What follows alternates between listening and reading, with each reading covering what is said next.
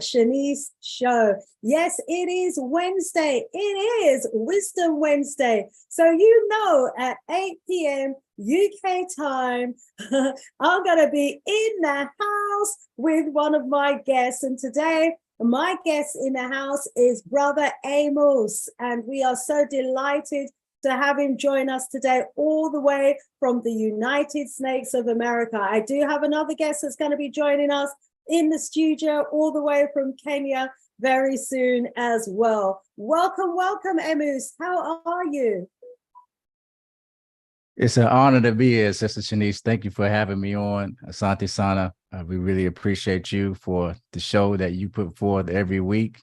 And you have a great presence on YouTube, giving liberation, education to our people. So thank you for having me on, and hopefully I can provide something of value to your listeners today.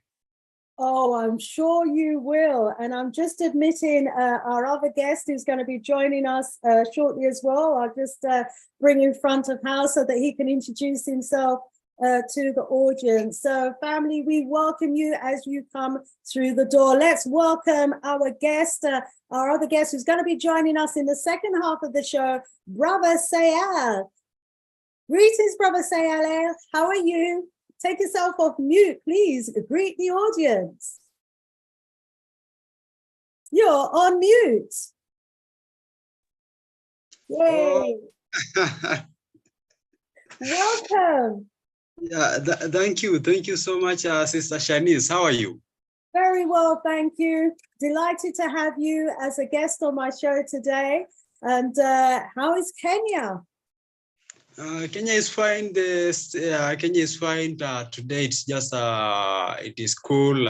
Today we have not seen the sun across the day.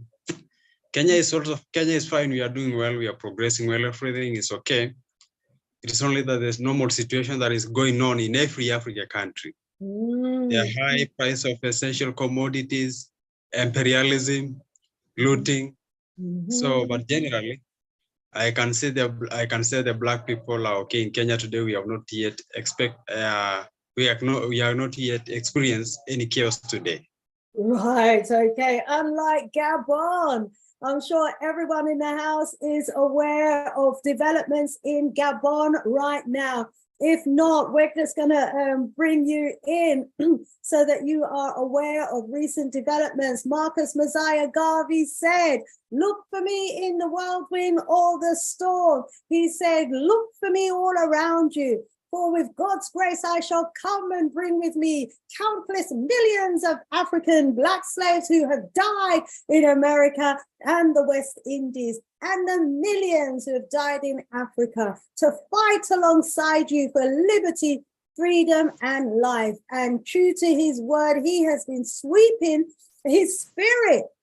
His energy and what he stands for has been sweeping across the continent, has it not? And today we woke up to the news that the Gabon military have declared a coup. They have put Ali Bongo, the recently elected president, under house arrest. They are declaring, as the other coups that have gone before have declared, that it's time for change. Brother Amos, what say you about recent developments in Gabon? Well, Sister Shanice, when I saw it this morning, initially I thought to myself, this is perfect timing, because Gabon was one of the countries that wanted to actually enter BRICS at the recent, BRICS summit that took place. They were actually one of the 40 countries that wanted to get into BRICS. And when I was talking to some other people about Gabon, they were, telling me that Gabon was actually in alignment with ECOWAS and wanting to, at least their previous leader was in alignment with ECOWAS and wanting to invade Niger. So the fact that they have stepped in and taken him out of power is perfect timing. When you talk about the overall aspect of what's going on in West Africa, being that this is the 8th coup that's taken place in the last three years, where youthful Africans are saying, we're going to take back our country from the French. We're tired of being exploited. We're tired of our resources being taken. We're tired of, having wealth but being poor. That certainly seems to be the message that has been happening in the West African region and now Central Africa with Gabon. What's the feeling on the ground in Kenya, beloved? What is the response amongst young people been towards this coup? Yeah, the response from Kenya as well is good as it's just the same as the other responses from the Black conscious people across the world. You have seen, I've just wake up today, Sister Shanice, and found that a revolution, I found that a revolution has already been done when you were sleeping. It was happened exactly. It was happened when I'm still sleeping, because I just wake up around 8:30 a.m. today, and found that very interesting news on social media that the imperialism is packing its goods goods and go in Africa. So basically, the response is good. We from Kenya, youth from Kenya, the revolutionaries and the Pan-Africanists, we have really received very interesting and very charming news to all people of Africa around the world. So they are celebrating all over. There's even somebody who told me, okay, we can just go and light the candle during the night because it is a victory for the Black people across the world. It seems like the revolution is spreading from the revolution has started from the North Africa, now it's spreading to the Central Africa. Even he was telling me that we share the same, because Equator passed Kenya, Uganda and Central African Republic and Kenya. So he was telling me it will come on the way to Equator to Kenya. It is now in the Gabon. So it will go to the Central African Republic, then Uganda, then to Kenya. So it will follow the Equator line. Yeah. So we are expecting it to follow the southern part of the continent as well. Well, let's hope it arrives sooner rather than later. But as the revolutionary wind of change sweeps across Africa, let's enjoy, the euphoria, let's enjoy the moment. But what we are also very aware of from our history is that these people do plan, 20, 30, 50 years in advance. And they saw this day coming, didn't they? They've been monitoring and analyzing the growth in the population on the continent. They've been coming with all kinds of weapons of mass destruction to try and reduce the population of Africa. But still, the population and the youth of Africa has managed to survive all of those threats and weapons that were aimed at them. And they're here today making a stance. I saw people who were jubilant, rejoicing in the streets of Gabon. And not so long ago, I saw the people in Niger dancing and jubilant about the change of regime. And we saw that in Burkina Faso, in Guinea, in Mali. So it's clear what the sentiment is amongst the vast majority of people on the ground. That here in Gabon, we had a president and then his son who'd been in office for 53 years. Brother Amos, is that something that is ever likely to happen in the United States of America? A president who somehow manages to remain in office for over 40 years, and then when he leaves, he's joined by his son. This is something. Well, it would never happen in the United States. And the hypocrisy of the United States is that when this happens in countries where there's a leader that they can't use to exploit the country's resources or steal from the country, then they will try to quickly remove that person or influence people in that country to remove that person from power. So they never like to see a leader that they can't control in office for a long time. But when it's somebody that is selling their people out, they would gladly love for that person to stay in power forever, because it allows them to always have free access to resources. And this goes for France and the United States.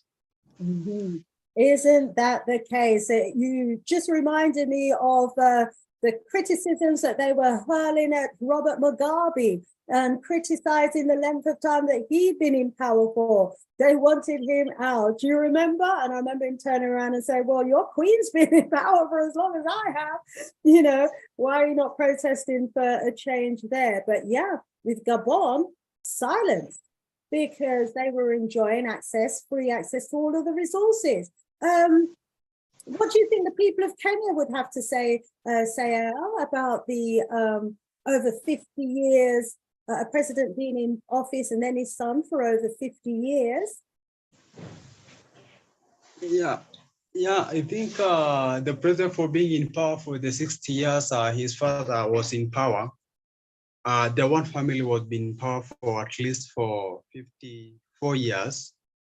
And also the son also was the president. He's also the president as well. So I think it is and the same thing, like the father, like the son. Mm-hmm. Whatever the father was doing, serving the Western imperialism, serving the exploitation in Africa, in the country, is the same thing that the son is also serving in the country. Mm. So to me, I think it is the kind of, maybe his father, the son inherited from his father. Mm. They are now the kings. But the kings, the kings who are serving the interests of the West. Mm. The son, the father told his son, whenever I die, or whenever you took the power, just serve the interests of the West. Because you can see exactly what his father is doing is exactly the son is doing. So I think to Kenya, everybody in Kenya, or for the people that have interacted with them today, they have said that it is the kind of a hegemony regime that has been that was coronated by the France to keep the France to continue looting the African countries and to oppress the masses. You can see what happened today. The people took the street, people were demonstrating. So I cannot even term as the coup, but it's a revolution. It's the popular revolution that has happened in the Gabon. Because the people of the Gabon, they have just wake up, they were dancing in the streets. So if those people didn't like what happened, those people could have just stay in the houses or even not demonstrate or demonstrating against the police or against the military regime that was the France regime. So basically, you can say that even in the election, it is vividly clear that the election doesn't help. Doesn't work in Africa, or democracy doesn't work in Africa. Because it is only yesterday, less than 24 hours, Ali Bongo was announced as the president, as the winner of the election, of the last election. And the military say, enough it is enough. This is a joke. Enough is enough. We cannot be here, these security men, giving protection to France ladies, because I can say that Ali Bongo was like a small lady who was dating France, because whatever France was telling him, he did exactly. So the military men, those are men in uniform, they decided that enough is enough. The Electoral Commission is being controlled by the state. The state is being controlled by the France. So they say because the election commission is being controlled by the state, it is for them to control both the state, the current state of the current government, the current administration of the day, and also the election. So they are the people who decided that election was rigged, because the Electoral Boundaries Commission has really failed to give out the exact results. Because there's no way that you can tell me that the Ali Bongo wins election. People were exactly tired. Not even a half of the country. 80% of the people of the Gabon were tired of that man. But at the same time, he's being announced as the president. Is that witchcraft? What was that? If they term it, how do they term it? Basically, so I can say that the military did a very fantastic job, and also for the people of the Gabon, they also did a fantastic job, because they come out to the street, they demonstrated clearly that we are tired of French and we are tired of this totalitarianism regime. Yes, they made that absolutely clear. Okay, just want to welcome everybody in the audience. We want to thank you so much for joining us today. Please do give us a thumbs up as you come into the house.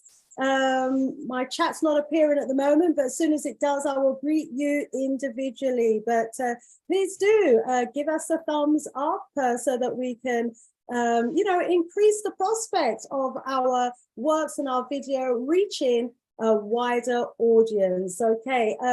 And just to let my guests know, because my thing is spinning a little bit, if I drop out, just carry on, okay? Just carry on as if I am still here.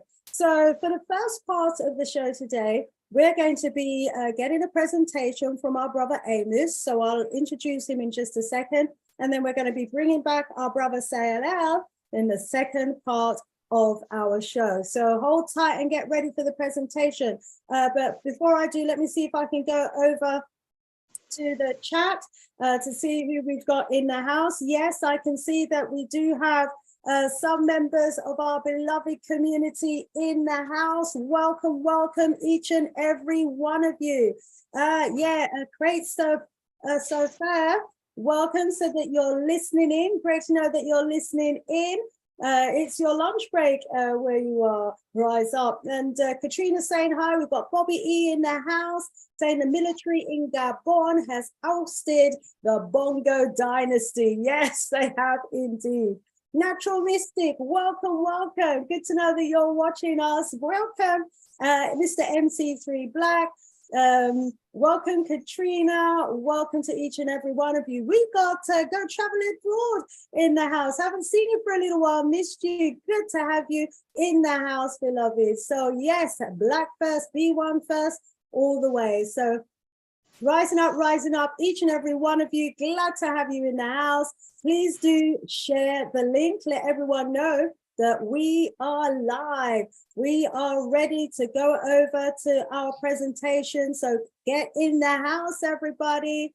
Get in the house. Okay, so let's introduce now our brother Amos, who is going to be taking over to do a presentation. Brother Amos is an independent researcher and lecturer on African history with a primary focus on Asian African civilizations, evolution, anthropology, and paleontology.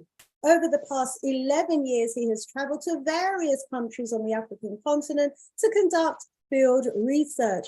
He's currently a contributor on African geopolitical news and information on African liberation media. We welcome our brother all the way from the USA. The topic for conversation today is identifying neo-colonial African leaders. And we ask the question, has Kenya's president been bought by the United States of America? Let's go over to our brother Amos. Santi Sana, Sister Shanice. And again, thank you for having me on your show today. It's an honor to be here. And this is a topic right now that is in the prime of discussion for the climate that we're actually dealing with in regards to what's happening on the African continent as we speak. And we talked about Ali Bongo and his family being in power for 56 years and how, the people of Gabon are sick and tired of the same regime. And many of these regimes that we see across the African continent, many of them have been somewhat connected and being in place in most cases since many of these countries gained what we call independence, but we know it's still neo-colonialism that exists in most of these countries. So today we're going to talk about Kenya, and it's good that we have our brother Sayalel on with us, because we often need to speak with our brothers and sisters on the continent so that we can really discern what's actually happened versus the propaganda that we may see reported through the media outlets that we have access to in the diaspora. But we're going to be talking about William Ruto.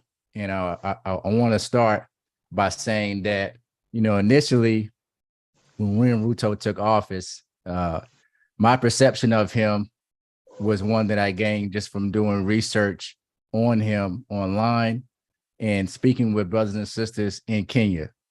Mm-hmm. And some of the brothers and sisters that I spoke to in Kenya said that he was corrupt. Now, this came as a shock to me because much of what I heard him say it sounded positive, and in most cases, it sounded like it was coming from an African nationalist or a Pan-African perspective. Forgive But me, we're I going to go forgot to put on the through recording. his I'm putting it on actions now. today, and we're going to actually see if what he says stands up to what he does, and if what he's doing is detrimental to the African continent.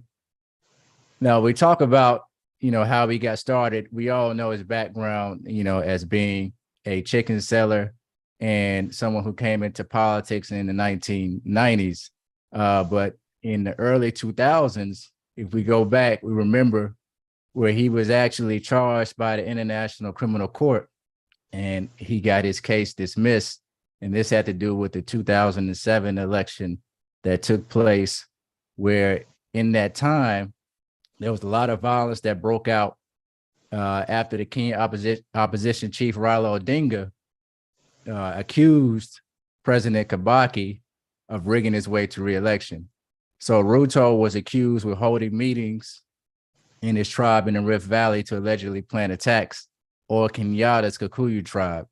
And it's reported that at least 1,200 people died and millions of people were displaced from their homes.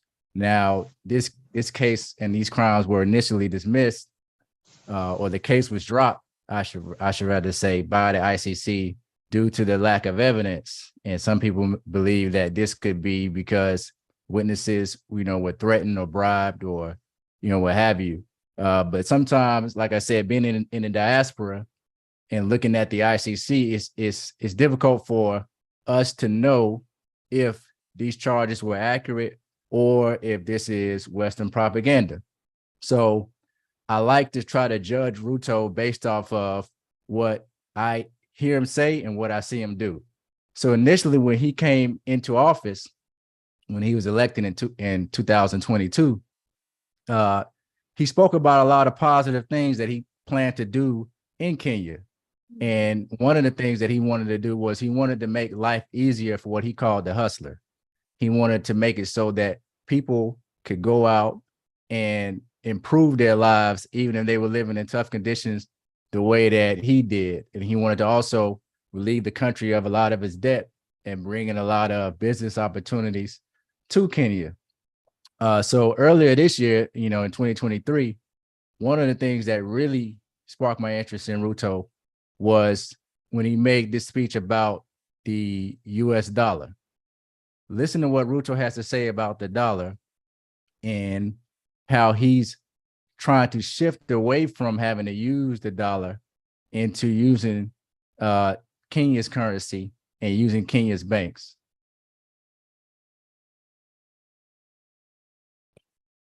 For the people who work numbers, I am giving you free advice that those of you who are holding dollars, you surely might go into losses. You better do what you must do, because this market is going to be different in a couple of weeks. And secondly, we, through the central bank, we are having conversations to reinstate the interbank exchange market that has since not worked. And I am happy that the players in that sector, including our banks, are coming forward and they are participating. And they are working with the central bank so that we can again take charge of our market and that it is not allowed to be distorted by brokers. I'm told the only place where brokers are accepted is at the exchange. All right, so when we hear, presidents make statements like this, emotionally as Africans, we try to think positive and believe that they have our best interests at heart. And in many cases, we will pump a leader up based upon what they say. And we see this across the continent where we have leaders who have done detrimental things, but they'll make positive statements about the African diaspora, or they'll make positive statements about Pan-Africanism, and they will speak out against the West, but behind the scenes or in the back door, they're actually cutting deals with the West and selling their people out. So if we go back to early this year, back in February of 2023, we can see here where USA, the United States, provided at least 126 million in food assistance in Kenya based upon what they call drastic levels of drought in East Africa. And last year, the United States, through USA, gave $255 million. After they gave this 126 million to Kenya, they also gave another 524 million to Kenya, Ethiopia, and Somalia. Now, when we look at these foreign aid programs, we know that there's a lot of corruption that's involved in these programs, where in many cases, the money is not always allocated correctly as it should be, and often gets stolen. There's been senators in the United States who have proposed that at least 70% of US aid is often stolen. Now, we don't really have the concrete data to check and allocate where this money goes once it leaves these countries. And this is why, we need more advanced technology so that we can be able to trace this money down to the penny to really see if there's corruption going on. But at the same time that this aid was given out, the very same weekend was when Jill Biden traveled to Africa. And she traveled to Kenya, specifically traveling to Kenya on a mission to do a few different things. The first thing that she addressed was going around the country and promoting contraceptives, safe sex, condoms, and HIV awareness to African youth. So we've seen in the past where, Western countries come in with this agenda. This agenda is really based in population control and, in a lot of cases, genocide. But Jill Biden also visited, the certain portion of Kenya where this drought was taking place. And they talked about why it was important for many countries to donate, and also why climate change was affecting the droughts or the lack of rain that's been happening in East Africa to cause these droughts. But if we go and look here, it says that President William Ruto announced last October that his cabinet had lifted a decade-old ban on openly cultivating and importing genetically modified crops. The decision came amid pressure from the United States government, which had argued that the ban affected U.S. agricultural exports and food aid. So Ruto essentially allowed GMOs, genetically modified foods, which we know you have your big players like Monsanto, who has pretty much destroyed agriculture in the United States. And many countries ban these GMOs because they know the detriment that they can have on the health of the human body. And they know that once Monsanto gets these seeds in the ground, they have patents on these seeds, which pretty much allows them to own your agriculture if their seeds germinate onto organic farmers' land. And if farmers start using these seeds, Monsanto also has a patent where they are pretty much going to be taking the profits. So now Ruto has opened up Kenya to allowing these GMOs to come in. It was Thomas Sankara who told us that he who feeds you controls you. So the US is pressuring Ruto to accept GMOs so that they can have a market to export their goods to through what they're calling food aid. Okay. That's the first strike that really raised the alarm for me on William Ruto. But when we look at, the groups in Kenya, when this initially happened, many of them weren't concerned with this decision to allow these GMO food products to actually be allowed in the country. Now, when we also look at Jill Biden, the same weekend that she came, there was a very important vote that took place in the Kenyan Supreme Court. And there was a case that had to do with NGOs being able to register as LGBTQ groups, which was previously outlawed or banned. You had these organizations who were trying to register as an organization in the country, and the names included something that had to do with gay, lesbian, or homosexuality. So the Supreme Court ruled in a 3-2 ruling, the same weekend that Joe Biden was there, that was unconstitutional. And now going forward, these groups are going to be allowed to register as organizations in the country, which means once they register as an organization, now they can start going and actively spreading their propaganda, or in their case, they say they're trying to, reach youths and others to educate them on LGBTQ. Is spreading homosexuality and LGBTQ propaganda on the African continent. That's how the process starts. You start by spreading your propaganda, and that propaganda then goes to people who then become part of the government. And eventually one day they'll be the people that will change the laws to legalize it. Now, to Ruto's credit, he came out and he criticized the court's ruling. But again, this is a smokescreen, in my opinion, because if you look closely here, Ruto, he kind of waited until he saw the backlash that took place from the Kenyan people based on this court's decision to then come out and be in disagreement with it. And he also carefully said that same-sex marriage will never be legalized in our country because it goes against our culture. But he didn't say that homosexuality would not be decriminalized. Now, we remember, politicians have a way of speaking one thing at one time and then later on doing the exact opposite. There was a period of time in the United States where Barack Obama, as a senator, said that he disagreed with same-sex marriage. And we all know what happened when he became president. So I can't even say that I trust William Ruto's opposition to this true opposition to homosexuality being legalized eventually in Kenya.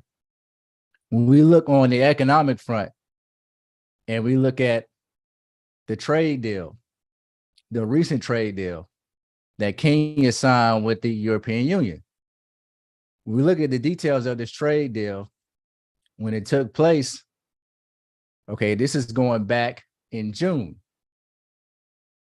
Basically, Ruto, what he's doing is he's allowing European countries to be able to import their goods into Kenya. And he actually went in and reduced the tariff amount that they would have to pay over a 25-year period, which means that what's going to happen is these European companies are going to flood the market in Kenya with their products, which is then going to hurt the business person in Kenya, our brothers and sisters in Kenya, from being able to sell their goods and products. And he's selling it to our people as if he's saying, I'm opening up a market in Europe for you to be able to export your goods. But how is the Kenyan government paying for Ruto reducing the tariffs over a 25-year period to the European Union? So the money that he's taking off of the table from Europeans having to pay, he's then turning around, and this is the very next week, he turns around and raises the taxes on the Kenyan citizens. Now, this tax increase caused, and maybe Brother Sayael could speak to this, but this tax increase caused a lot of protests in Kenya that took place. Here it says that Kenyans are preparing for tougher times as lawmakers approve tax increases that are even unpopular with the supporters of the president who once vowed to reduce the cost of living. The doubling of the tax on petroleum products from 8% to 16% is expected to have a ripple effect on East Africa's economic hub, with the prices of goods and services expected to increase. The administration of President William Ruto, who was elected last year, has only made things harder. So we see, when we look at what's been happening in Kenya, where there have been protests, not just by Azimio, but by people who have been affected by these policies that have been taking place. And there have been reports, once again, we have to try to discern what's true and what's media propaganda, but there have been reports of a lot of police killings that have been taking place against many of these protesters. And at the time when Kenyan people are already struggling due to the exploitation of Western countries, Ruto is cutting deals with European countries and saving them money, but taxing his own people. Now, there was more outrage as Ruto signed the Malabo Protocol to set up the African court. And what this is because of the history that he has with being charged by the ICC, Ruto wants to set up an African court that would eliminate the authority of the ICC over African leaders, and that would pretty much basically give African leaders immunity, full immunity, while they're in power. Here it says in Article 46A, it says, no charges shall be initiated or continued before the court against any serving AU head of state or government or anybody acting or entitled to act in such capacity or other senior state officials based on their functions during their tenure of office. So essentially, Ruto doesn't want to be held accountable for what he knows he's about to endeavor upon in doing to Kenya and to African people. And he wants it to be that way for all African leaders. So it says here that the ICC case has pushed him to be a Pan-African enthusiast. And we have to ask the question, is he truly a Pan-Africanist? Because what we're seeing now take place, and we're going to talk about this when we talk about Haiti, is many of these leaders are using the sound bites of Pan-Africanism as a cover for neo-colonialism. And is used to often pacify people like us who would be able to identify or easily identify whether a leader is corrupt or not. We know what good leadership looks like. We could look at their great ancestor, Baba Magufuli, right down there in Tanzania. We saw he fought corruption to the core while he was president of Tanzania, and how he also fought against Western interests. Okay. But the United States is aligned with Ruto, which is why they support not only him, but the previous election. Much of what you see going on in Kenya right now is not even being reported in the US media, because whenever there's a leader that is corrupt, that they can control, they will refuse to cover atrocities that are happening in that leader's country, even though they know the government may be killing people or that the leaders of the country may be corrupt. They want to make sure that they keep those resources flowing in. So it was the U.S. ambassador to Kenya, Meg Whitman, who traveled to Kenya and gave a speech and said, I arrived in Kenya days before the August 2022 general election, and what I witnessed was nothing short of remarkable. Kenya held what many analysts and commentators say was the freest, fairest, and most credible election in Kenyan history. Now, why is she saying this? She's saying this at a time where Raila Odinga, Azimio, and many of them are protesting against the previous election. Okay, so she's trying to pacify the people and making them believe that the election was fair. Raila Odinga responded to her and says this: Kenya is neither the U.S. nor is it a colony of the United States. Keep your mouth shut while you are here. Otherwise, we will call for your recall back to your country.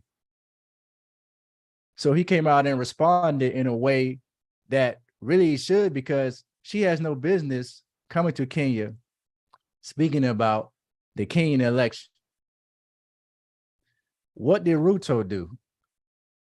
Ruto snapped back and defended Meg Whitman, where he gave a speech directly criticizing Odinga in saying how that it was dangerous for us to not be grateful for what the United States and these other European countries are doing for us. Listen to this. We would be very ungrateful for us to vilify the people who are creating opportunities for us. We have 200 billion investment from the American government. We have huge investments from Germany. We have huge investments from other countries. We must know what are our interests, and we must secure those interests. Now, Ruto went on to say that in the last year, with the American government alone, we have created investments, whether it is Moderna, which is going to invest almost 70 billion, or others in the technology space, which are going to give us almost 200 billion investments. Now, we all know when we look at a company like Moderna, we already talked about the GMOs that William Ruto is allowing into the country. Now he's openly telling us that he is allowing Moderna to come in, the creator of mRNA, which if you've watched any credible information that deals with the pandemic, the jab, and what effects it can have on you and your health, we know that this is negative. But Moderna has finalized an agreement with the government of Kenya to establish an mRNA manufacturing facility in their country. And now they're going to be creating vaccines, not just for COVID, but for any other health condition that they want to use an excuse to have to inject African people with mRNA, which means that now they have the food and they have the injections, which means that Ruto is opening up Africa for genocide. Here it says that the finalization of our agreement with the government of the Republic of Kenya is a key pillar of our global public health strategy, where we hope to bring mRNA innovation to the people of Africa in areas of high unmet need, such as acute respiratory infections, as well as persistent infectious diseases like HIV and outbreak threats such as Zika and Ebola, said Stefani Bansal, the CEO of Moderna. He goes on to say,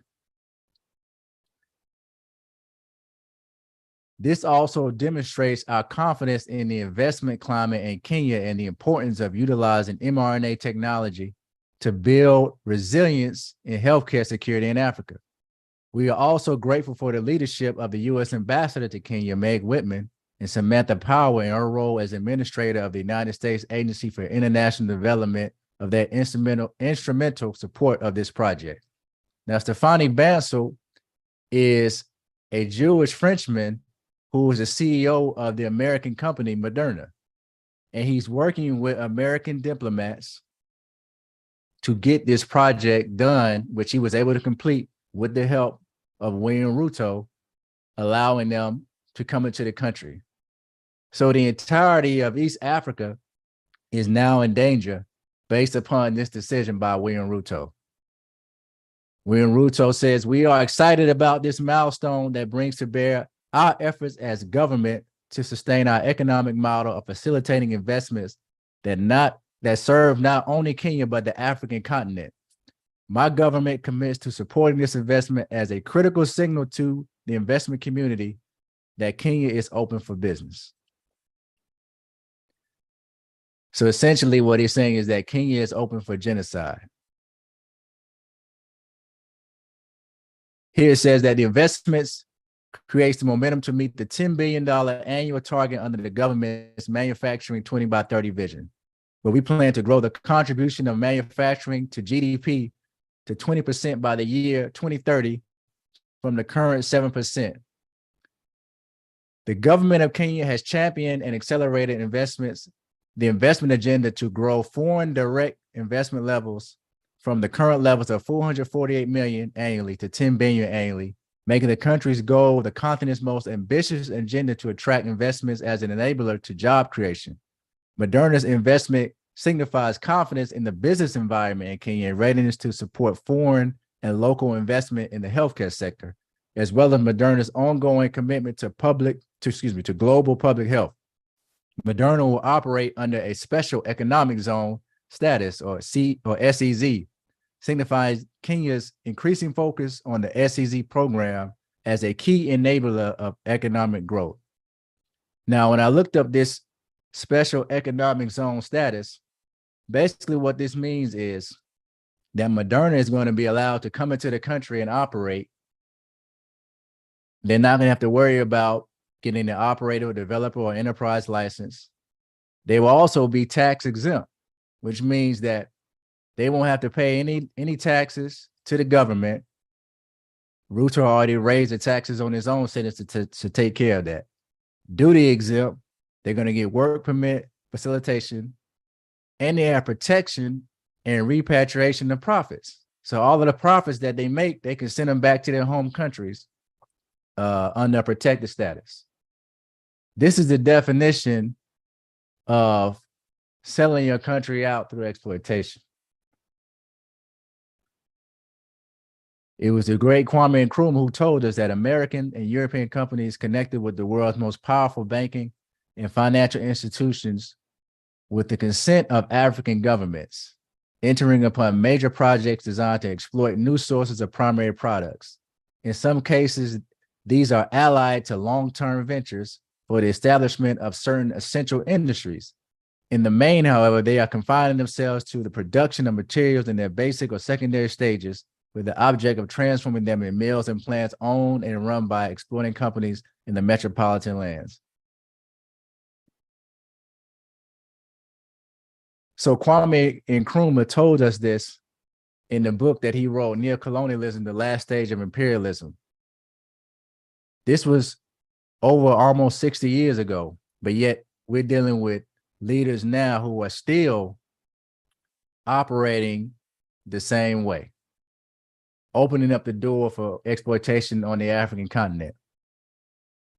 And when we look at the other relationships that President Ruto has within the United States, we look at the U.S. Secretary of State, the Jewish American Antony Blinken. Now, it was Antony Blinken who has been in close contact with Ruto since he's been elected. And this is what the Secretary of State does. He travels, to various countries to set political agendas and have meetings with various leaders so that they can control the agenda of not only the global stratosphere, but specifically the U.S. interests in that country, in that specific country. So when we go back to July of this year, Secretary Blinken called President Ruto, and this call was documented on the U.S. Department of State's website, where he spoke to Ruto about the crisis in Sudan and advancing East African community-led talks to ease the tensions in the DRC.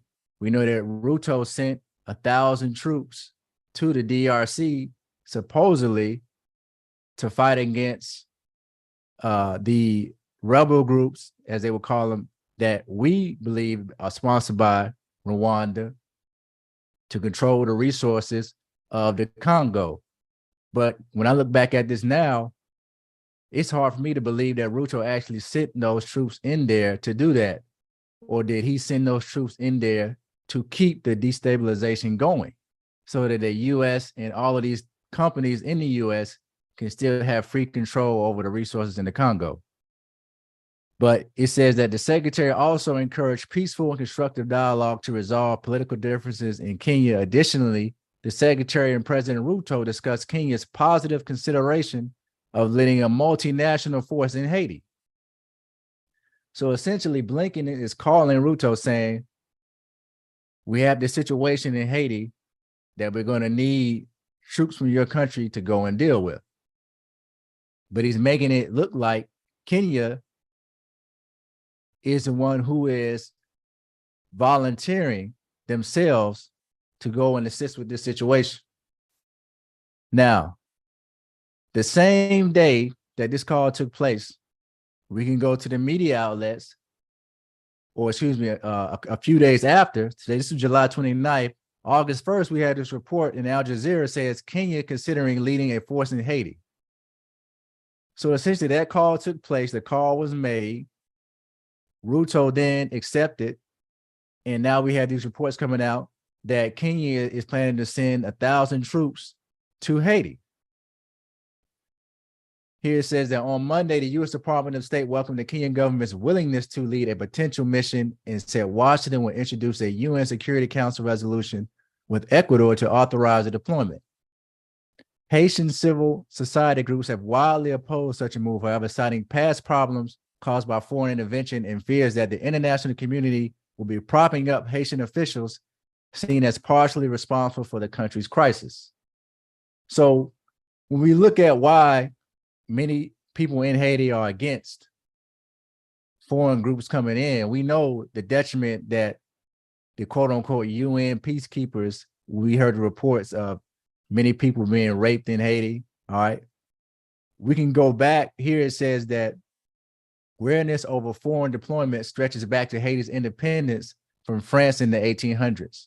The country has seen numerous foreign interventions since then, including a 1915 invasion by the U.S. Marines that began a 19-year occupation and a U.S. mission in the 1990s to remove a Haitian military government following a coup.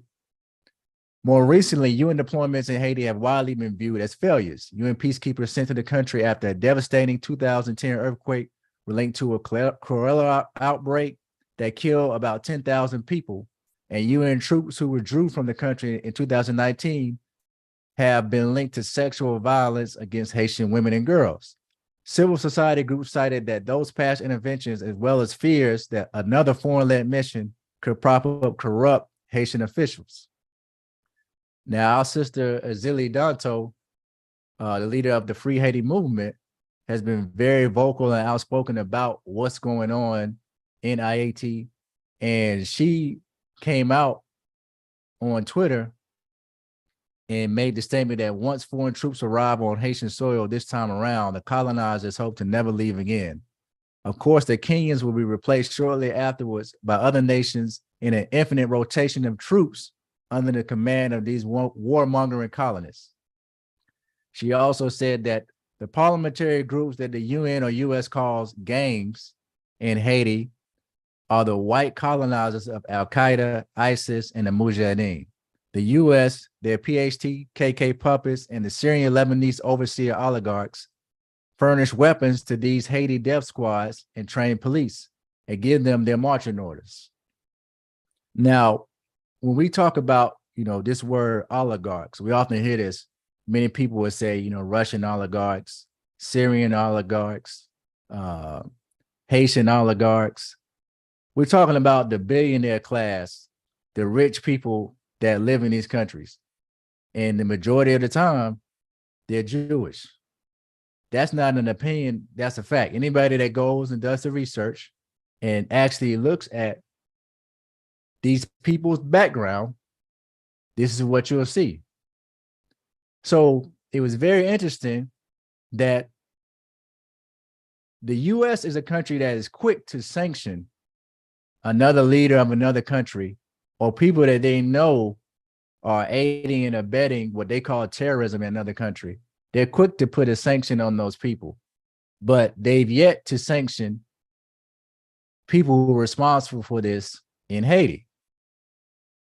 It was Canada who came out and froze the assets of 3 Haitian businessmen over these quote unquote gang links. So there's been this gang violence that's been going on in Haiti, and it's primarily due to a Syrian Jewish billionaire, Gilbert Biggio, who's been financing these gangs to cause destabilization in Haiti until they can then work with the US to supplant the leadership in Haiti with leadership that they can control.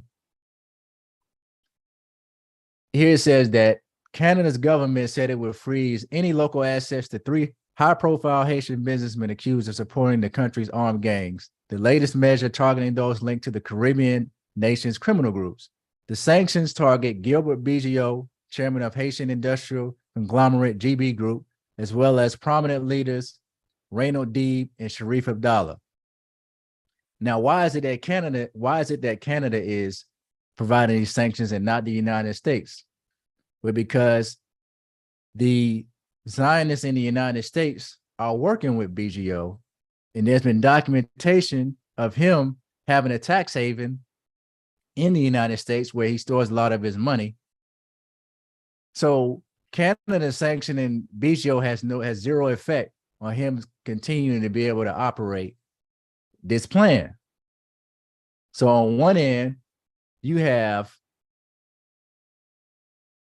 a Jewish American, Antony Blinken, who's the Secretary of State, playing the hero.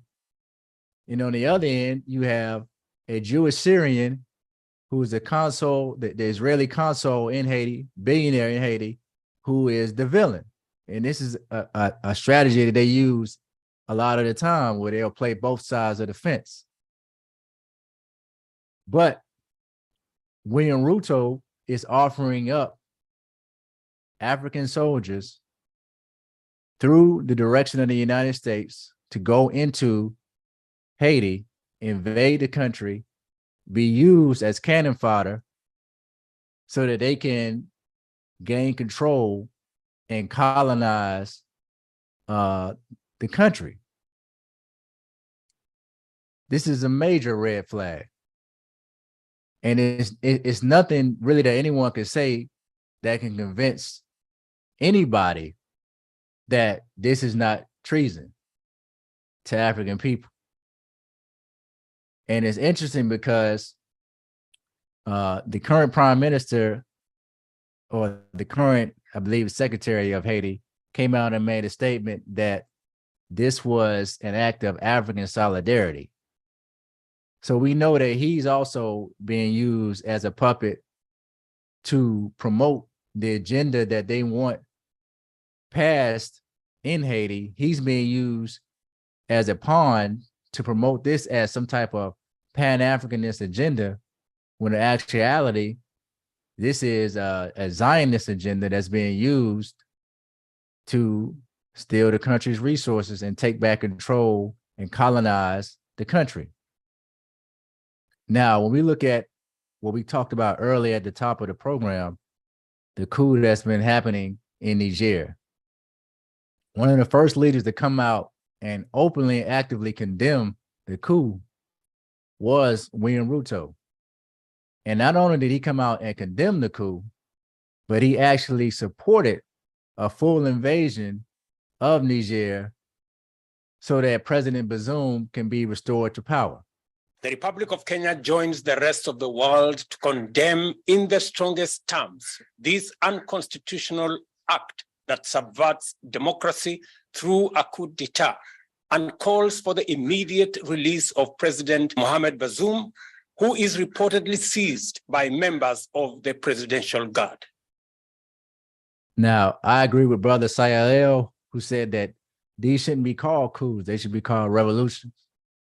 Because in these cases, you have Africans who are freedom fighters. As the great ancestor, Dr. Khalid Abdul Muhammad said, one man's terrorist is another man's freedom fighter. So you have African freedom fighters who are fighting for their country's liberation from the French, from Francophone control. But yet you have Ruto, who knows the history of even his own country's colonization from the British. And he knows the exploitation that has been taking place under the leadership of President Bazoum, will still come out publicly and denounce Africans trying to achieve liberation for their country and basically promote sending them back into slavery. So when I assess William Ruto and I look at him in totality, I believe that he is totally sold out to the United States and to Western interests. I believe that his focus on trying to build Kenya up as an economic powerhouse is nothing more than a plan to deliver it to the West and open it up for private institutions to come in and economically exploit the country while the elite benefit, the elite in Kenya and the elite around the world benefit, and the average person suffers. So, you know, Sister Shanice, I open it back up to you and Brother Sael to hear his opinion on what it's like for him living currently in Kenya under the regime of William Ruto, even though he's only been president for a year. Thank you so much, beloved Amus, for your presentation there and for your analysis of the president of Kenya and his actions, which speak far louder than words, you know. First of all, I must say that I was one of many who was initially very taken in by the pronouncements of President Ruto. He's actually stood on some platforms and he has been, you know, spouting the kind of Pan-African talk, as you say. I mean, he's been making the right noises and the right pronouncements. And then, you know, what really struck me and jumped out for me was the decision, was that speech when he came out and condemned the coup d'etat. And for me right there, it just felt like, as you said, he was sending the Africans back onto the plantation. And it's like, you know, these people are trying to free themselves from the neo-colonialist chokehold around their neck. And here you are sending them back on the plantation and trying to, and prepare to send an army to prevent them from leaving and to reinstate, you know, the overseer's lapdog. I'm like, what's going on here? But prior to that, when I was listening to his speeches where he was challenging the globalists, where he was talking about the de-dollarization of Africa, when he was talking about and opposing, you know, some of the policies that seem to be crippling Africa, and he was saying that Africans need to have more say and more access to their own resources and a fairer share of the decision-making process and contribute towards restoring the planet. I'm like, yeah, this man is talking like a leader among leaders.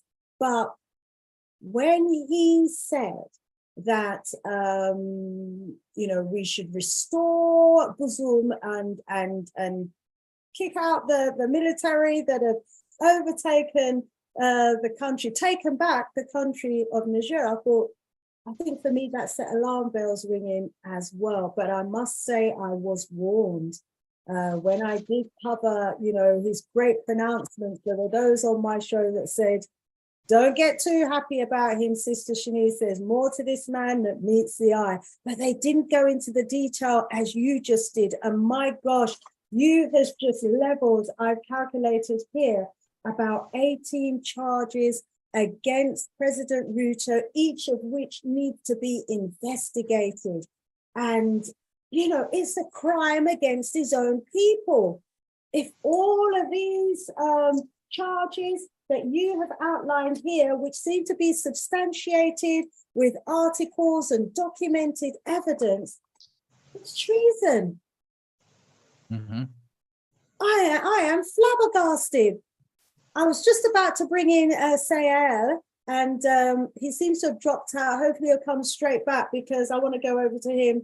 But first, let me go over to our panel who may be just as shocked as I am, and then I'm going to bring you in afterwards, Sael. So please don't go anywhere.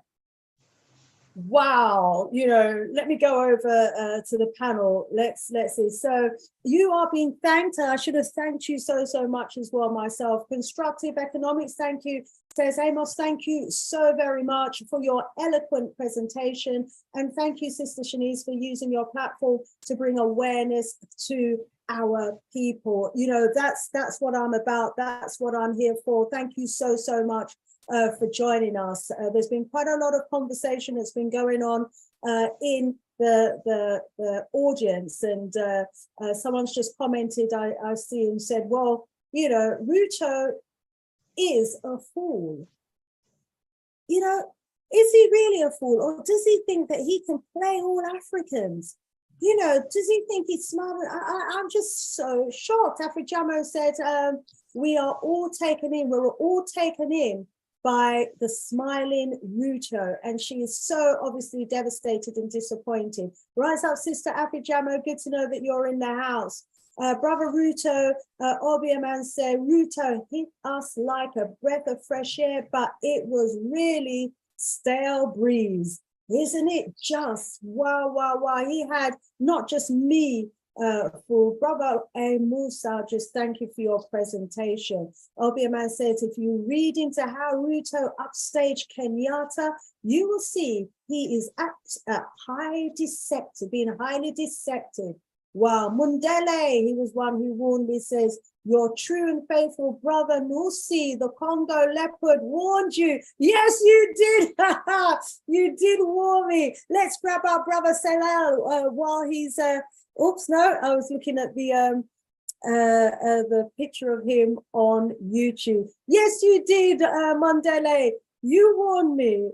I said I was warned on my show, and you was the one who warned me. And I thought, no, you've got it wrong this time, beloved.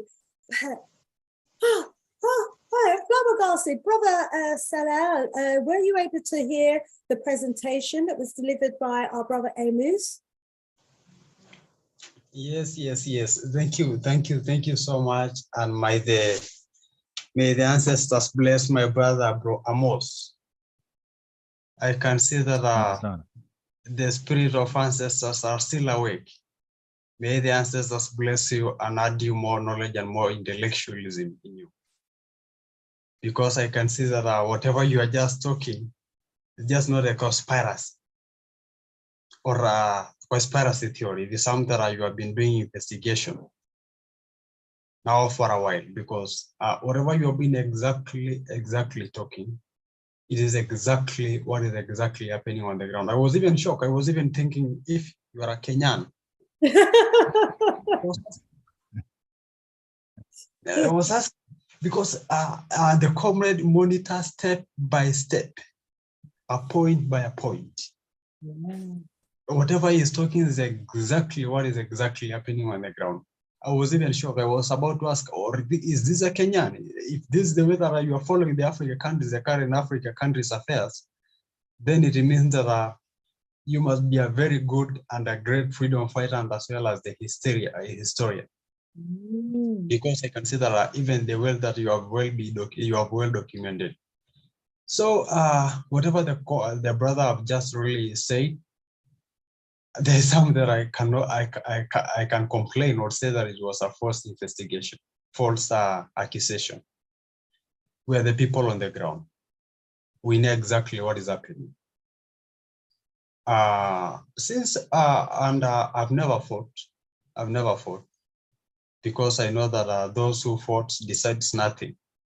It is those who can't fought who decides everything. That's what I know.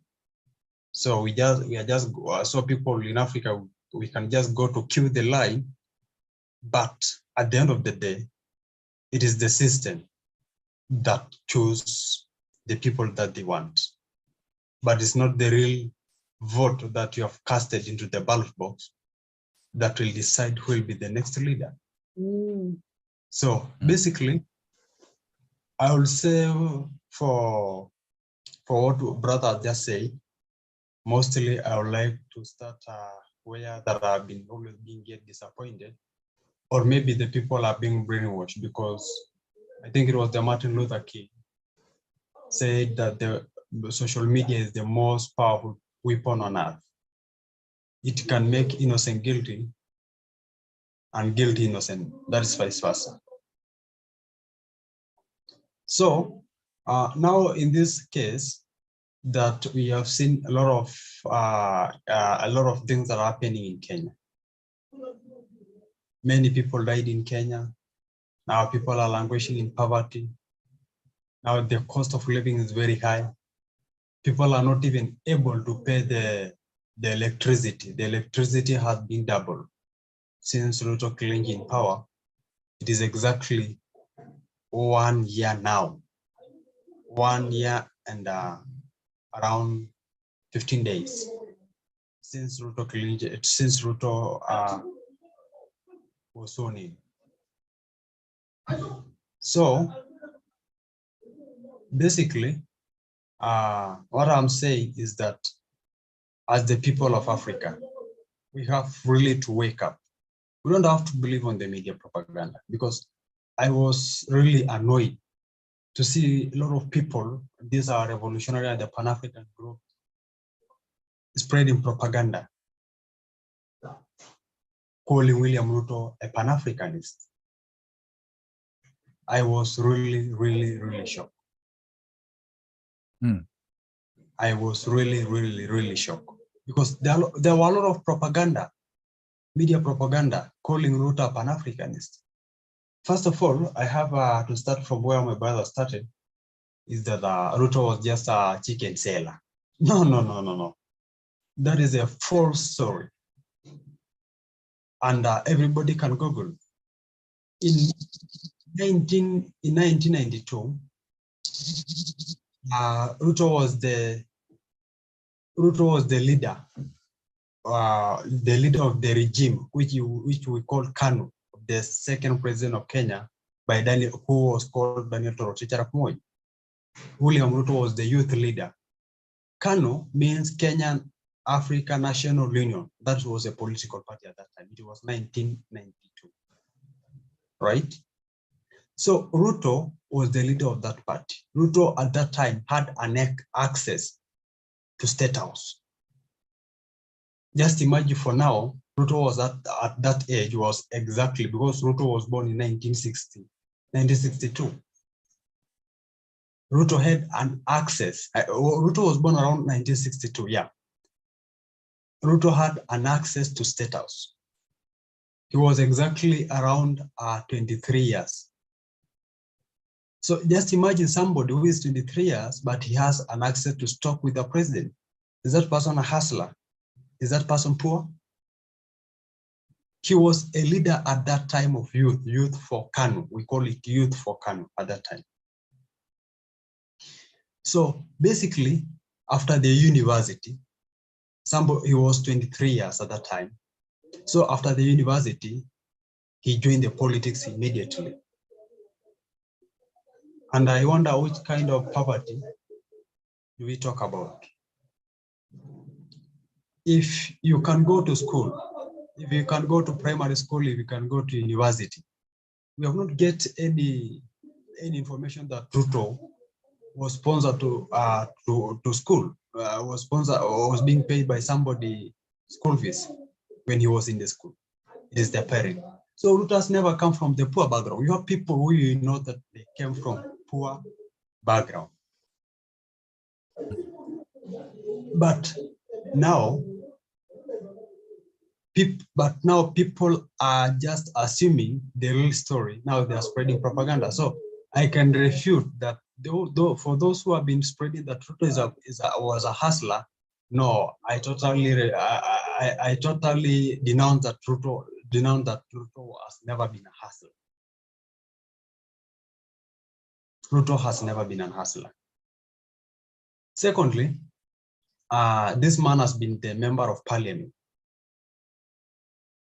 He has been a member of parliament. He has never talked about the Pan-Africanism. He has never lamented about the Pan-Africanism. Mandela is a member of parliament. The Bobby Wine is also a member of parliament. And those men are talking about Pan-Africanism. Even they are leading demonstration, despite them, we have some differences with them. But they are talking about the Pan-Africanism in the same parliament that they represent. But Ruto was a member of parliament, but he has never talked about the Pan-Africanism. He has never talked about the Black consciousness. He has never talked about the Black revolution. Ruto was the deputy president of the last regime of Uhuru Kenyatta. He was for the last 10 years, he was the deputy president. Did he ever talk about the Africa unity, despite him having power? He has never talked about the Africa unity. Now he's jumping up and down talking about Africa unity, but he has never talked about. We have never seen him. I myself am not even elected, but I'm talking, I'm on the social media, I'm in the streets, I'm talking about the Africa unity. Like now we are planning for the Niger protest, but he has never planned events for such kind of protest. I'm not a member of parliament, I'm not elected. I don't hold any political office in Kenya, but I'm trying my level best to convince the masses to bring enlightenment about the Black people, about what is exactly happening to the Black people all over the world. But he has never did so. So calling him a Pan-Africanist, I think it is a misconfusion, and I think we should stop being politician demigods, because some politicians are demigods. Some people are really worshiping the politician in Africa. And I think it is only when we wake up, we can stop such kind of mentality of worshiping somebody. So when it comes to the election, Ruto, we had Ruto, he was on top of the car. You know how the politicians go on the roof of their car. They sit there, they talk like prostitutes. So Ruto was exactly a prostitute when he was talking on the top of the car about his manifesto. He was talking very nicely. He promised people that he'll build another small heaven in Kenya. That's what he promises. He promises free electricity. Now the electricity has doubled. The electricity has doubled. To lower the maize flour price, the maize flour has doubled. To lower the sugar price has doubled. In connection with that, he has forced a finance bill to be passed by the members of parliament. When the election was done, the opposition side had many MPs than William Ruto. But because he already took the power, he bought the members of parliament from the opposition to join him so that they cannot oppose any motion that he takes to the parliament. If he's a true leader, when he was being sworn in, he said that I need a strong opposition. If he needs a strong opposition, why is he accepting the politician or the members of parliament from the opposition who are elected through the opposition tickets or the Raila side to come and support him and join him? So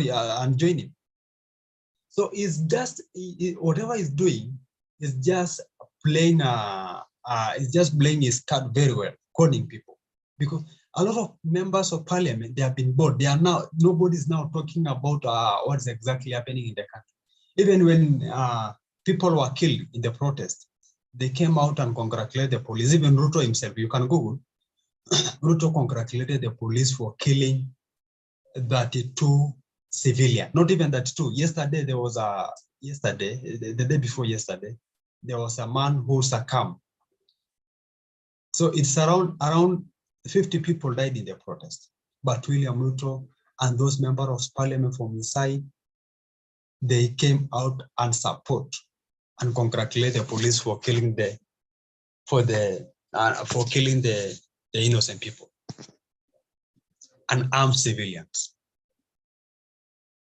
We have also seen that William Ruto as well sending the troops to Haiti.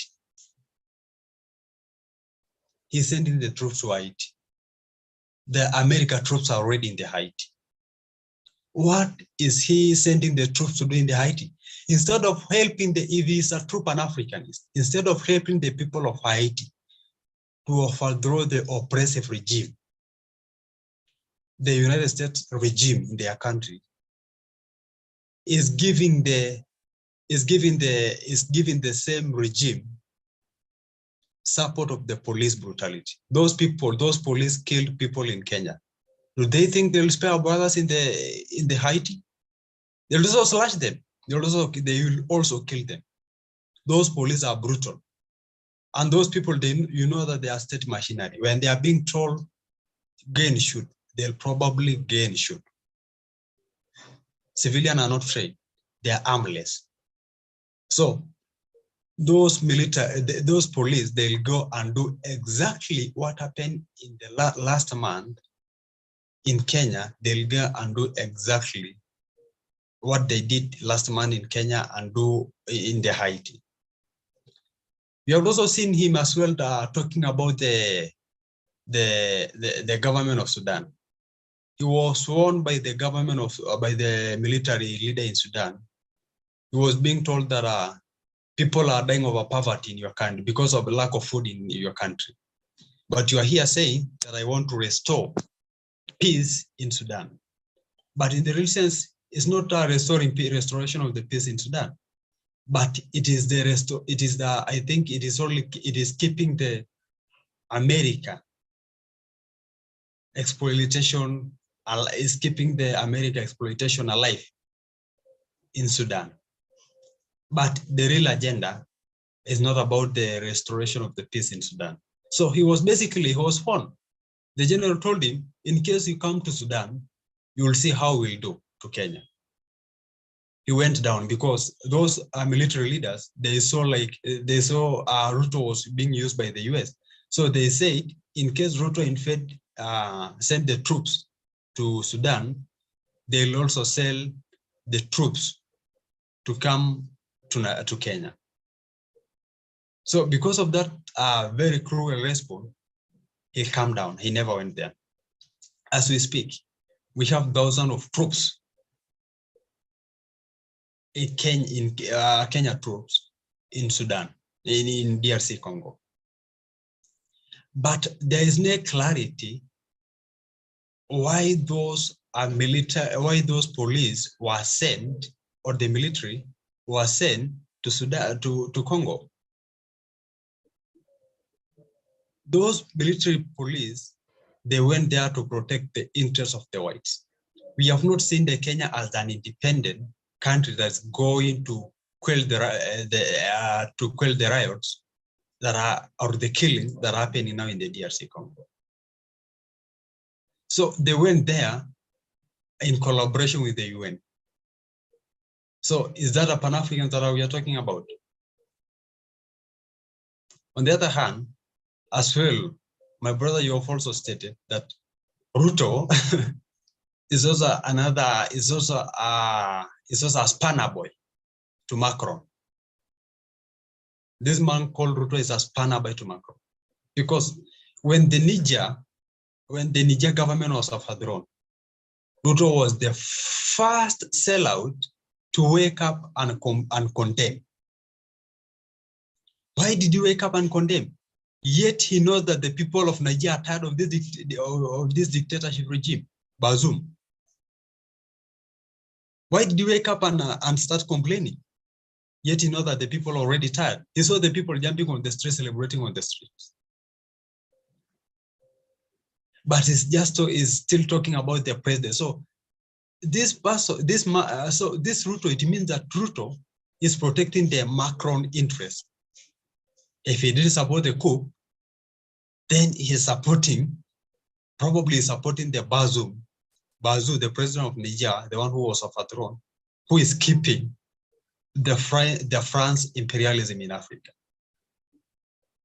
The other thing that we have just seen is that before the election, is that there was the same Meg, I don't know the name, the ambassador, the Rogu, because we call it the idiot ambassador. We also call him because, and I'm sorry, I'm coming as an idiot, because whatever he's doing exactly, it has really damaged my heart. Before the election, we've seen him.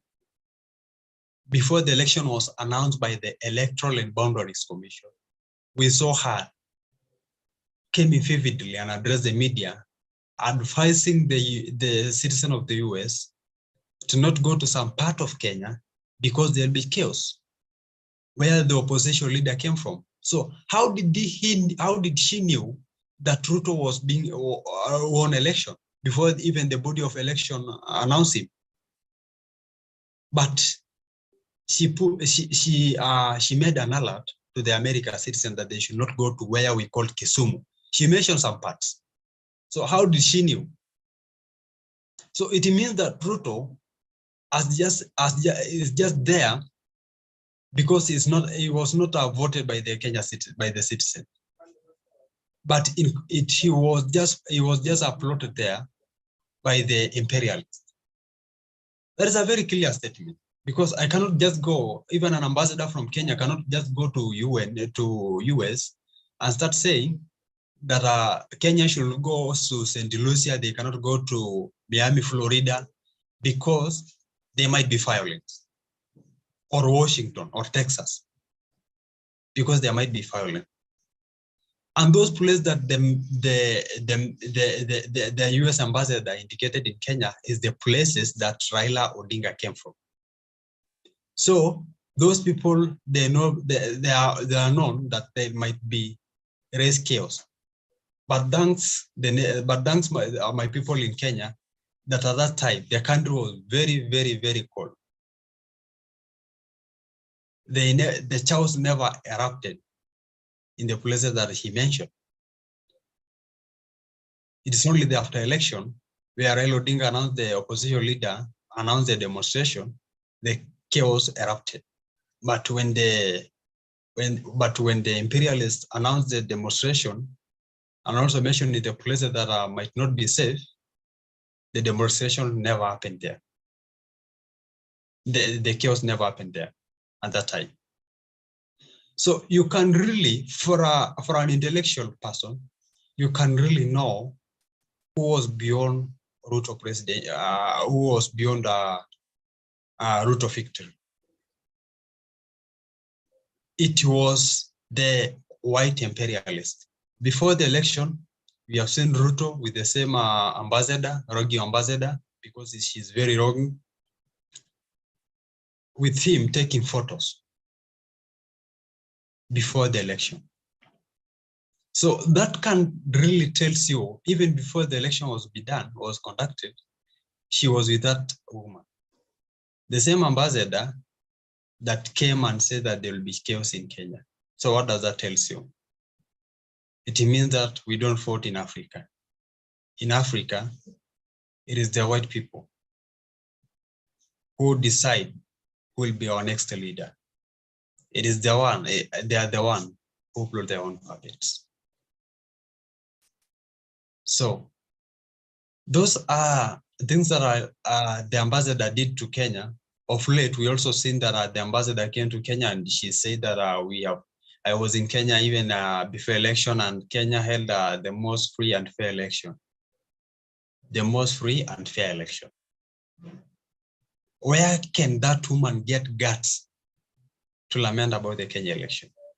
How many African or how many Kenyans are lamenting about the American elections? But why should they come and talk about the Kenya election or about the current affairs? So she said that the election were free and fair.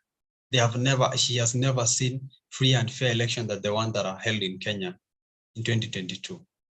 That 8 August, they were free and fair.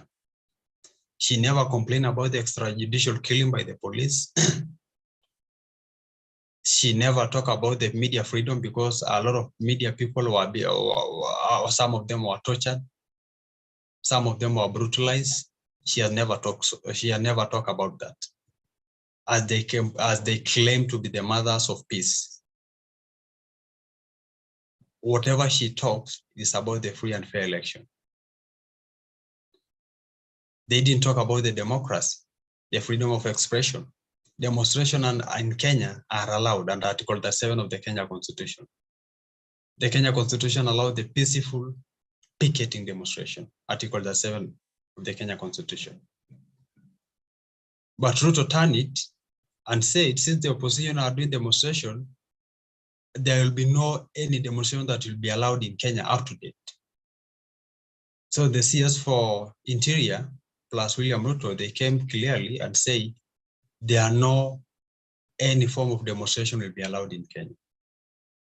So William Ruto as well is raping the same constitution, because the article is there. So if you are subverting the power of the same constitution that you are complaining to be a Democrat, then what kind of a Pan-Africanist are you? Pan-Africanist are you? We have also seen immediately whatever just happened in Kenya now. the LGBTQ, we know that nobody was born gay. But since Ruto came to power, Bill Gates came to Kenya early this year. He came and immediately the court announced the LGBTQ to be registered as organization or a movement in Kenya legally. So now, as we speak, young boys are being bought. They are being given around $70 to join the LGBTQ.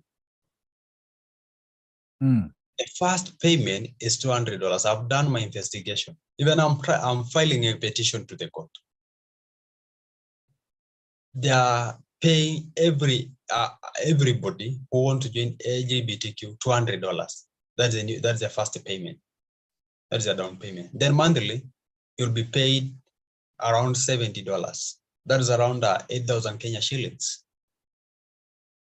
Just imagine. On the same issue, Ruto told us that I will send the Attorney General to challenge the Supreme Court decision to legalize the LGBTQ organizations in Kenya. We have never seen the Attorney General in the court. He never did so. And people are just keeping quiet and they know exactly what is happening. So now in Kenya, it's not for you to join the LGBT because you want to join, but it is because you don't have money and you know that our people are poor. Let's talk the truth. When our people see money, they'll run for them. Many people are not awakened like me and other brothers, like my brother Amos, or my sister Shanice, or somebody else. They are not. Some of them are not aware. They are not aware of the current world affairs. What is happening exactly? Global elites. They are not aware of the global elites. So basically, we have not seen William Ruto complaining about this. He has not sent the Attorney General. The organization are being registered legally. Now a lot of the so-called human rights defenders, I was one of them. But they are being, whenever they are being, for example, there are these NGOs that come from the West. When the NGO want to give them money, one of the demands that they should advertise or they should advocate for is LGBTQ. They cannot give you money. They cannot give you any form of support to defend the human rights without giving you a condition that you are a land defender. You are a cultural defender.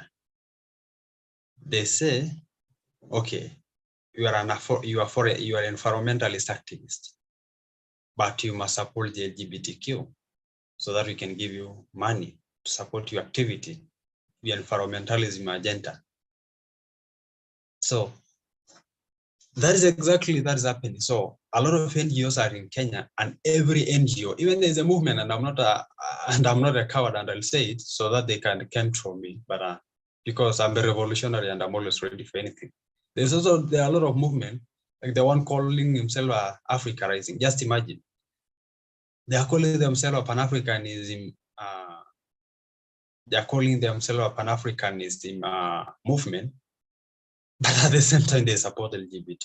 What hell is that? Surely, you are calling yourself a Pan-Africanist, a movement that calls itself a Pan-African, but you are in support of LGBTQ. The same movement are being funded by the West. How can a Pan-Africanism movement be funded by the West? Just imagine this. It is really sad. We need changes. We need change. Absolutely, we need changes indeed. Brother Salalel, wow, you have added so much to what Brother Amos provided for us and set out for us in his presentation. And I can hear that there's so much more, that you could add as well. And from the presentations that we have had today from both yourself and Brother Onus, and I go over to the audiences and I look through the the chat, you know, people are just flabbergasted. I mean, I think a lot of us was taken in by William Ruto, and we are just so devastated to hear the true character and the true nature of this particular leader. As we say, action speaks louder than words, and we've been hearing about the actions of this leader, and you know, some of it amounts to turning the other way whilst promoting institutions to come in and commit genocide, you know, allowing charities that are promoting the depopulation agenda, and murdering your own people for demonstrating, promoting, you know, the LGBTQ agenda, which goes totally against, you know, African culture. It is absolutely devastating to hear how Pan-Africanism is just being flagrantly abused in Kenya right now, and what is happening in the name of Pan-Africanism. It is an absolute disgrace. But let me hear what the panel is saying. Rise up, brother Kimani. You say Mahat Hotep, Sister Shanice, no, fire. Our people want to blaze some fire underneath Ruto right now. Rise up, everyone in the chat. Let's get your comments. Let's bring them into the conversation. Brother Kwame Abodji is saying it doesn't make sense. What doesn't make sense? He said to Afrijamo, my sis, all Bongo must step down for the benefit of our people in Gabon. I'm sure everyone would agree with you on that. Obia Man has just posted the locations of the resources are already known. Yes, they're talking about identifying all of the minerals and the other resources that we've got on the continent, and naming the foreign organizations and businesses that have an interest in those minerals, and exposing them for what they're doing on the continent. Constructive Economics says, I will post a recent paper in the comments section that I'm working on. He's working on a white paper that he plans to publish in the end of 2023. Great works, Constructive Economics. Keep up the great works. I'm sure it's going to be in the interest of us as a people. Let me flick up a bit and see some of the comments that we got above randomly. So Makuru says, Bingio was Israel's honorary consul in Haiti for more than 20 years. A large Israeli flag once flew outside his home, according to media reports. Charles Pierce. Okay. Who? BGO, you may know him. You know, people are referring to Ruto as a sellout. Mondele says, your true and faithful brother, Lucy. Yes, I read that. You did warn me indeed. Let's flick up and down some more. Wow, yes, Afrijamo, we were taken in Ruto indeed. And, you know, let me ask Brother Amusi if he would like to come back in and respond to some of the further criticisms of Ruto's regime that has added to your extensive list of concerns and charges, which really, you know, he ought to have to answer to in any court of law. I mean, you did a phenomenal piece of research work there, Brother Amusi. Congratulations, you know, congratulations for your research abilities on this, my brother. But, you know, I don't know how he can come back from these charges. What say you, Brother Amusi, to the additional information that's been added to your lengthy list? Well, I just want to say asante to the good brother Sael for providing that level of detail. I was blown away by the level of detail that he provided, especially him being on the ground.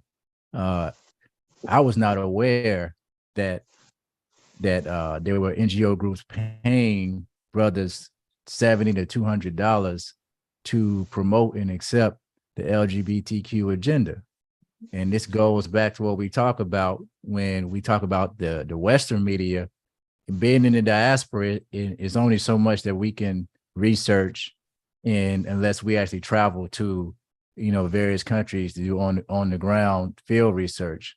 But I commend, this brother for coming on, speaking with courage, knowing that he's there and being able to witness what's happening and providing the information is an invaluable resource. So, I definitely say Asante Sana to you, brother, for providing that.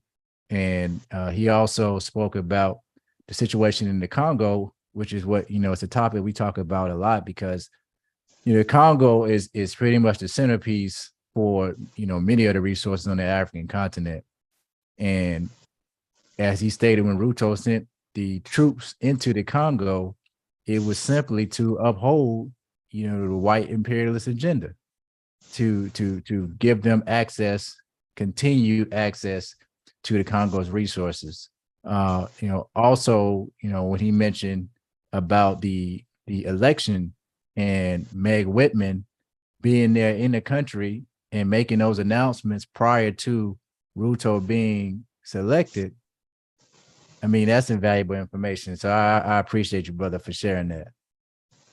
Yeah, thank you. Thank you so much. Karibu sana ndugu. And there's something that Sister Shanice as well as not yet mentioned, because I think it was about the, this man is also an evangelical prophet. There's even in a state house, and you can Google, his wife declared one day in every month to what do you call? Oh yeah, pray. Yeah. Fast praying, yeah. So he's an evangelical pastor as well. So he just like jumping up and down. God has done to this and this. So he went even to Israel to pray in the walls of Israel. You can Google the photo. The photos are just there. Just like 1 month ago that he went to Israel to pray. So he's just another evangelical pastor every day. He used billions of money in congregation, praying for Jesus to help Africa, while he's being used by the West to kill the same Africa. And the West is not praying for the West. The West is not praying for God. It is killing the people directly through the GMOs and those stuff, etc. So thank you sana. Karibu sana ndugu yangu. I really appreciate, and also for the listeners, I'll tell that they should be doing a thorough research before they make into conclusion, because Brother Amos has well clarified that sometimes we follow propaganda. And from the first statement I remember, he said that I don't know, because this is not new something. This is not something new to be spoken by the Africa president. So if Ruto was talking about the de-dollarization, many of them have talked about the same thing, like the Akufo-Addo. Akufo-Addo was talking a lot of things about Africa, but what about the implementation? Is he doing the same thing or different thing? That's right.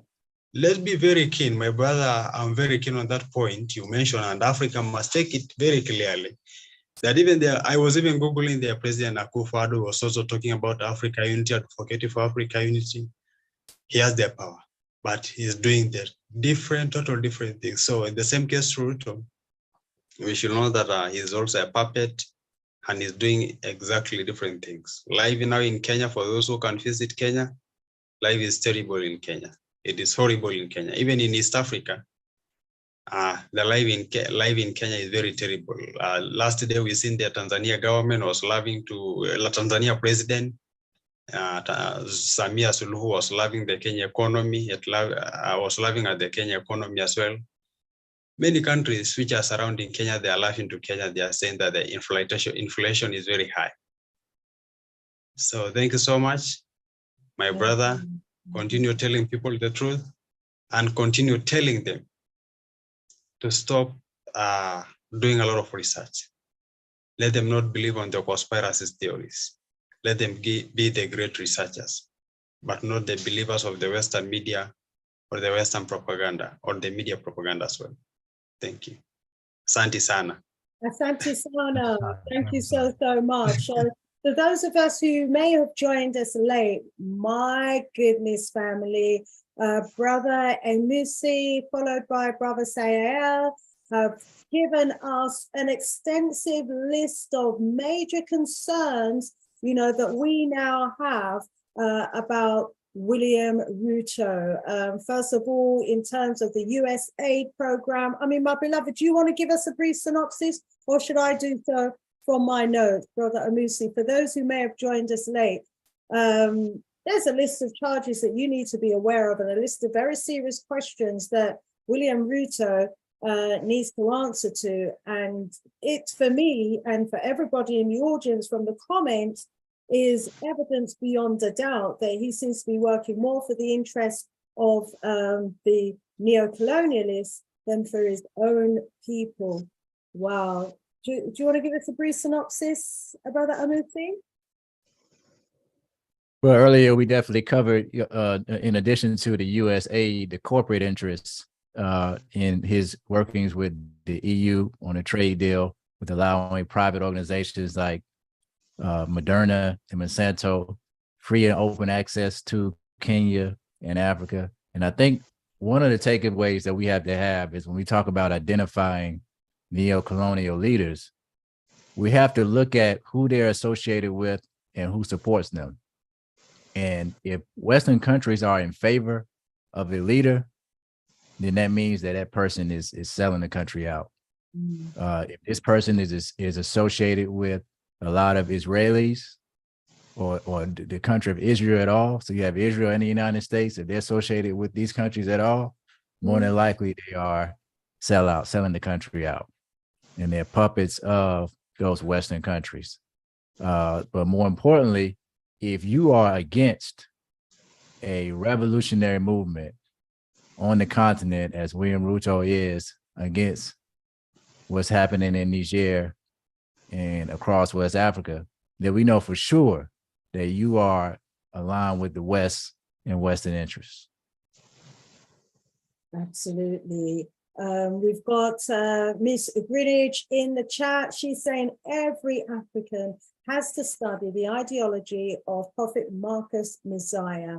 Absolutely agree. Marcus Messiah Garvey. He shares so much wisdom in the path that is even relevant today in 2023. It's our African spiritual code. Asante sana to the guests and panel. Thank you so much for that. Ms. Greenwich, agree. We all, in terms of our mindset, need to be thinking like the late, great Marcus Messiah Garvey. If we are all of that same mindset, then we're not going to have the Rutos in power tomorrow. So major disappointment when you look at the policies that William Ruto seems to be pursuing. And, when you look at it, he seems to be pursuing policies that are more in favor of Western foreign interests than there are for his own people. Living conditions have worsened, poverty levels have increased, all the electricity bills have gone up, sugar, basic necessities have all gone up, fuel costs have doubled. He's allowed and praised his police for killing innocent protesters on the street. And these are the same police that he wants to send into Haiti, the same police with the same mentality that has been sent into the Congo, not to support the people of the Congo, not to support the people of Haiti, but to support foreign interests. Really concerning indeed. And, this is the leader who, whilst in power, has been giving us so many wonderful Pan-African sound bites. We've got to watch out for them, because this seems to be their new game plan, to give us the Pan-African talk, whilst at the same time be serving their colonial masters of deception. Dangerous situation indeed, because here we have somebody who is supporting the LGBTQ agenda, even though it flies in the face of our African culture. Hey, it's absolutely shocking. I've got pages here of, charges that have been leveled against that president. And I am so majorly with disappointment that he's allowing foreigners to come in and invest so much funds in his country and don't even tax them, but introduces policies to tax his own people, allows investors to have duty-free access to resources is absolutely shocking. Absolutely shocking. Let's see what's being said in the chat at random. Makuru says US Africa Command conducted exercises primarily based in Nairobi and also in Kenya in February 2023. And it was justified. What accord was Afrikan's largest exercise in East Africa. So it is Isolo or Isiola, Kenya. So they're conducting major military exercises on the continent, and it seems it's happening in Kenya from their base in Nairobi. I remember a little while ago, they actually did some kind of testing at their nuclear base, did they not? And it caused a massive, massive fire. And I don't think anything ever came of it. Do you think a foreign base could come to the UK and set off a fire that's going to devastate, so much of our wildlife and nothing is said about it? Absolutely no way. But here we are. Kwame Aboje says, all I can say is study who's for our people and the other ones that are traitors. Well, yes, Lion, you saying don't be fooled by Ruto. Nana Kofu Adoju either. Right. So another name. And of course, we've got Tinubu in Nigeria as well, who is, obviously a sellout as well. Well, on the one hand, it's good that we've recognized him for who he really is and for what he actually stands for. It's good that we've seen him now as the leader who is for foreign interests and not for the interests of his own people. He's clearly one that we can't support. And I think, everyone who has tuned into this presentation today has been armed with the ammunition that you need in order to make it clear to your colleagues and your organizations and your Pan-African groups what Ruto is really about. There are many who won't have watched the presentation today, but we need to get it to them because we need the truth to be told. Wow, wow, wow. Let me get just a few closing remarks now because we're almost at the top of the hour. Let me get a few closing remarks from our brother, Sayalel.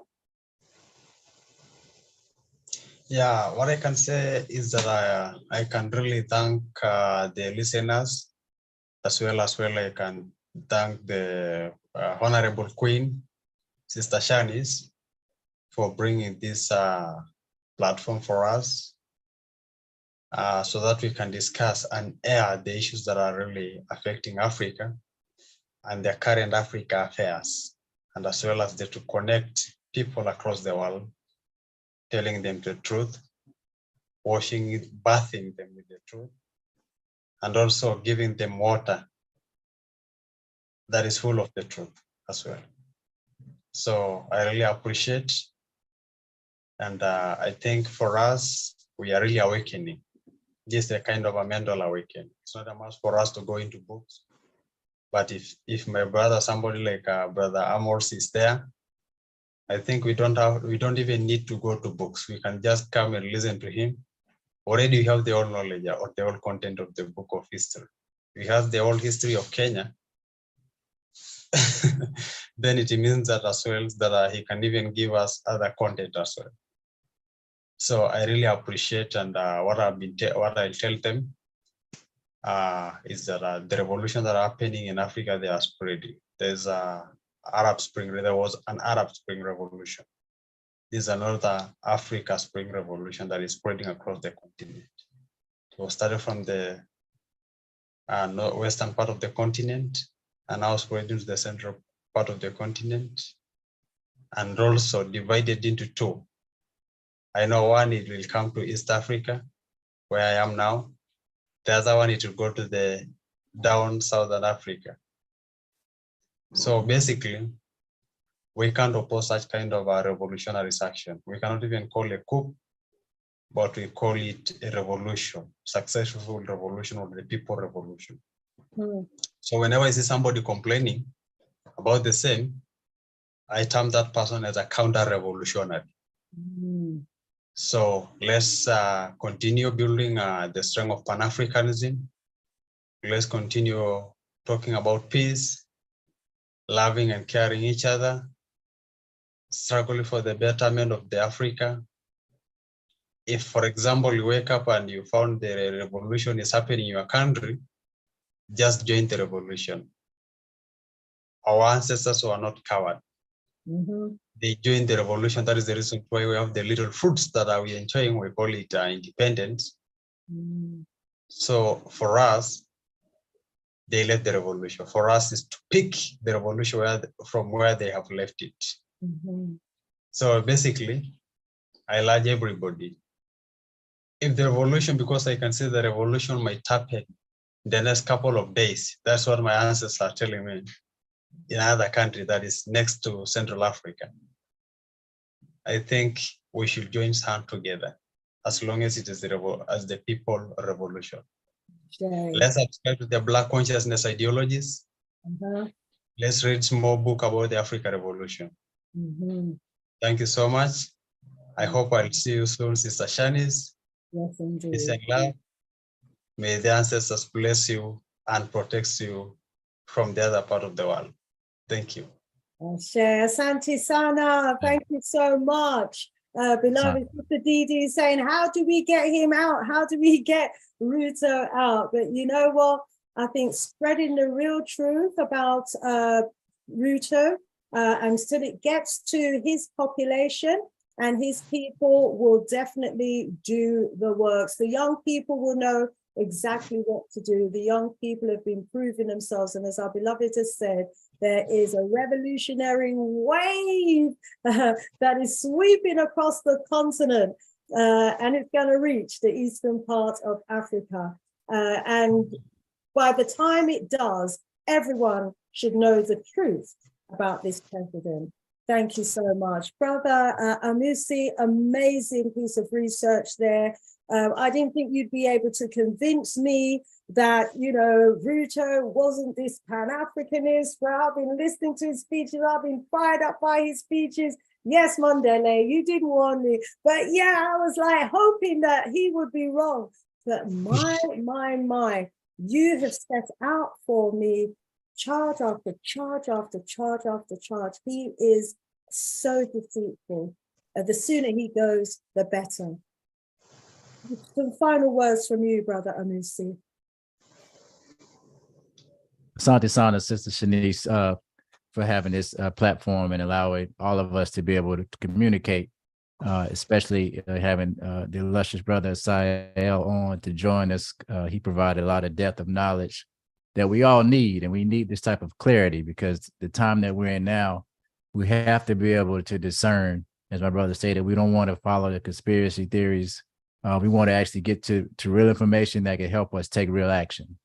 And I think that what we presented today is real information that people can utilize to then say, okay, how do we solve this issue that we see across the continent? And what we're seeing happening in West Africa right now is people stepping up saying, hey, we're ready to solve this problem. That's long plagued the African continent, this corruption and these corrupt leaders. So, you know, I just say thank you. And, you know, if you want more information like this, you can also check us out on our YouTube. We have a YouTube page called African Liberation Media, where I'm the co-host with my elder, Baba Makaru, where we try to break this type of information down and give our analysis on the geopolitical conditions of not just the African continent, but African people all over the world. So thank you both. And it was an honor to be here and to speak with you both and learn so much from both of you. Thank you so much, Brother Amusi. So family, please do go over and sign up to the African Liberation Movement YouTube channel. To everybody in the chat, if you could kindly give us a thumbs up before you leave, and also post some comments underneath the video. Once you've come out of the chat, go to the video itself, post a comment under the video, share with those who come to view this video why it is important that they listen to the facts that's been presented by Brother Amusi and Brother Sayal. Please, Sayal, sorry. Please let them know why it's important that they watch this video and learn the truth about President William Ruto. Woo! It has been a heavy session today, family. However, let's remind ourselves also that it is a great day today. Our brothers in Gabon has done the works that they needed to do. They have taken back their country from the Neo-Colonialists. So, you know, it is a good day. It is a wonderful day. And the most important thing now is for them to hold on to their country that they've managed to get back from the French colonizers. Next, John, join me, family. We have got our brother Kwame Gonza in the house, and you know how he is an analyst,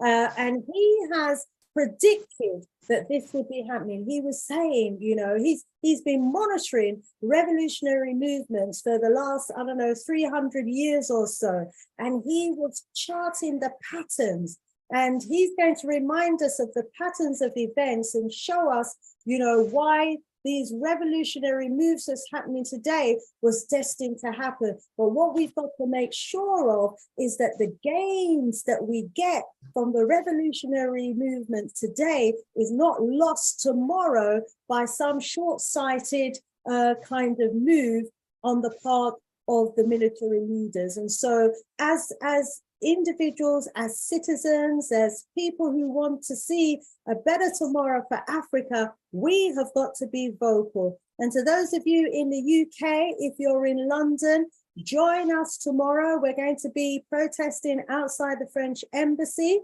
at Knightsbridge from 2 p.m. in the afternoon. We're going to be supporting the various African countries that are taking their countries back from France. So come out and show your support for our revolutionary freedom fighters in the West African region. Wow, wow, wow. Thanks again, family, in the chat, in the house, all being well. We'll see you next Wednesday. Thank you, Brother Amuso. Thank you so much, Brother Sayala. More love, more strength, more voodoo power to each and every one of you. Sister Shanice, out of here for now. Bye for now.